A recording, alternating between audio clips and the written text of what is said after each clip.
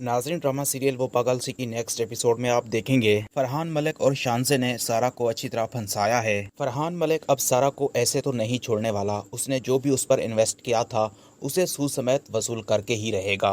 सारा को ज़हीन की बात सुननी चाहिए थी, लेकिन नहीं, सारा ने तो पैसे कमाने थे, उसे अपने पैरों पर खड़ा होना था। लेकिन अब फरहान मलिक उसके साथ कुछ ऐसा करने वाला है कि सारा अपने पैरों पर घर जाने से भी घबराएगी। इस तरह की पागल लड़कियों के साथ अक्सर ऐसा होता है, जो कि एक मोहब्बत करने वाले इंसान की कदर नहीं करती। खुदा ने उनके हक में जो लिख दिया होता है उसकी कदर नहीं करती। तो व्यूअर्स, इस मुश्किल वक्त में शानज़े भी एकदम से सारा से मुंह फेर लेगी, बल्कि उल्टा उसे ही धमकाएगी कि फरहान मलिक की बीवी बहुत ही तेज है, अगर तुमने उसका फ्लैट खाली ना किया तो वो तुम्हारे साथ कुछ भी कर सकती है। तो व्यूअर्स, इस मुश्किल वक्त में एक ही इंसान सिर्फ और सिर्फ सारा का साथ देगा। और अगर इस बार भी सारा ज़हीन की कदर नहीं करती, उसे उससे मोहब्बत नहीं होती, तो फिर सारा को मर ही जाना चाहिए। आमतौर पर तो सारा ज़हीन को लालच के और उसके स्टेटस के ताने देती है कि शायद उसने मुझसे शादी पैसों और जायदाद के लिए की है, लेकिन जब मुश्किल आन पड़ती है तो सारा सबसे पहले ज़हीन को ही पुकारती है और वो पागलों की तरह उसकी हर पुकार पर लबैक कहता है।